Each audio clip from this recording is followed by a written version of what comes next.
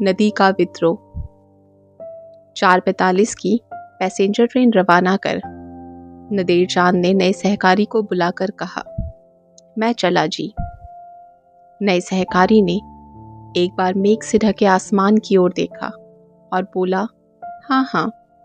नदेर चांद बोले, अब और बारिश नहीं होगी, क्या कहते हो? नए सहकारी ने एक बार जल में पृथ्वी को देखा और कहा, ना ना। नदेर चंद लाइन पकड़ 1 मील दूर नदी पर बने ब्रिज की तरफ चलने लगे। 5 दिन लगातार बारिश के बाद आज शाम की तरफ बारिश रुकी है। 5 दिन से नदी को नहीं देखा। नदेर चांद बच्चों की तरह उत्सुक हो उठे थे। आसमान में घिरे घने मेघों को देख लगता है कुछ ही क्षण में फिर बारिश हो जाएगी। तो हो जाए। ब्रिज के एक तरफ चुपचाप बैठकर अगर नदी को नहीं देखा तो जैसे बचना मुश्किल है। 5 दिन की लगातार भारी बारिश ने पता नहीं आज नदी को कैसा कुरूप रूप दिया है। दोनों तरफ की जमीन डूब गई थी। रेल के ऊंचे बांध को पकड़कर चलते हुए नदेर चांद दोनों ओर आश्चर्य से देख रहे थे और बाढ़ में डूबी नदी कैसी दिख रही होगी उसी की कल्पना करने की कोशिश कर रहे थे। 30 की उम्र में नदी के प्रति नदेर चांद की इतनी माया जरा अस्वाभाविक जान पड़ती थी। सिर्फ उम्र की बात नहीं, छोटा हो तुच्छ हो, वह तो किसी स्टेशन का स्टेशन मास्टर है। दिन रात मेल, पैसेंजर और मालगाड़ियों की तीव्र गतियों को नियंत्रित करने वालों में से एक है। नदी के लिए ऐसा पागलपन क्या उसे शोभा देता है? नदेर चांद सब समझते हैं, केवल खुद को समझा नहीं पाते। अपने इस पागलपन में ही जैसे उन्हें सुख मिलता हो। भले ही अस्वाभाविक लगे, नदी को इस तरह से प्यार करने का एक कारण नदेर चांद दे सकते हैं। नदी किनारे उनका जन्म हुआ है। नदी के किनारे ही वह पले बड़े हैं। हमेशा से ही नदी से प्यार रहा है उन्हें। उनकी गांव की नदी इस नदी जितनी बड़ी नहीं थी, किंतु शैशव में, किशोरत्व में और प्रथम यौवन में बड़े छोटे का हिसाब कौन रखता है भला। गांव की वह पतली निर्जीव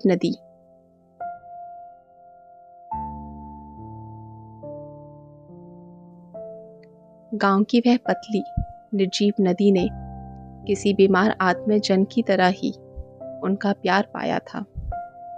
बड़े होकर एक बार के सुख में वह पतली नदी प्राय सूख चुकी थी। यह देख उनकी आंखें डगमगा गई थी और वह प्राय रो पड़े, जैसे गंभीर बीमारी में जूझते किसी आत्मीय परिजन की मृत्यु पर हम रो पड़ते हैं, वैसे ही। ब्रिज के नजदीक पहुंचते ही नदी को देख नदेर चांद दंग रह गए। 5 दिन पहले भी बारिश के पानी से भरी नदी के मटमैले जल में उन्होंने हलचल देखी थी, लेकिन वो हलचल जैसे परिपूर्ण होने की खुशी थी।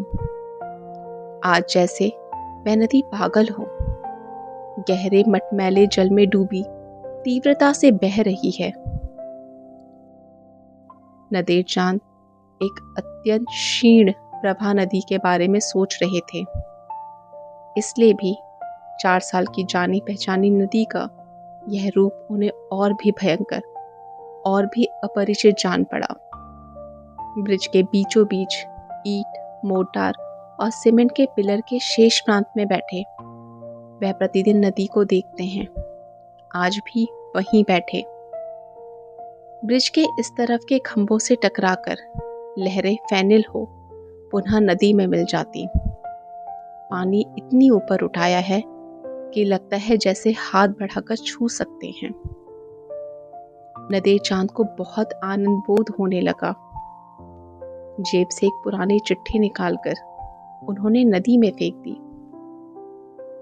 पल के झपकते ही चिट्ठी अदृश्य। यह उनकी उन्मत्तता थी जो उन्हें ये जलधारा जीवंत जान पड़ रही थी। उसके साथ लुका छिपी के खेल में जैसे उन्होंने ये चिट्ठी छुपा दी हो। 2 दिन की लगातार बारिश के साथ सुर से सुर मिला। नदेर चांद ने अपनी पत्नी को एक 5 पन्ने की विरह वेदनापूर्ण चिट्ठी लिखी। चिट्ठी जेब में ही थी। थोड़ी सी माया ममता ने रोका, पर नदी के साथ खेलने के लोभ को वह संभाल ना सके। एक एक पन्ने नोच मोड़कर पानी में फेंकने लगे। उसके बाद बारिश शुरू हुई। कैसी मूसलाधार बारिश। 3 घंटे के विश्राम के बाद मेघों को जैसे एक नई शक्ति मिल गई हो। नदेर चांद बैठे बैठे भीगने लगे, उठे नहीं। नदी की एक अनसुनी ध्वनि झमझमाते बारिश के साथ मिल एक ऐसी ध्वनि उत्पन्न कर रही थी कि नदेर चांद को जैसे बच्चों जैसी खुशी मिल रही थी। उन्हें लगने लगा जैसे इस अत्यंत मधुर ध्वनि ने उनके अंग अंग को मदहोश कर दिया हो। धीरे धीरे दिन की रोशनी ढलने लगी और चारों तरफ अंधकार छा गया। एक बार को बारिश जरा धीमी हुई और फिर जोर से बरसने लगी।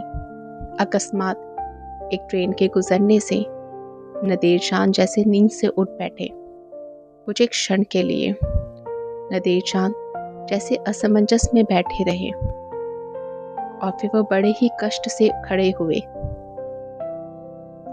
नदेर चांद को भय ने घेर लिया।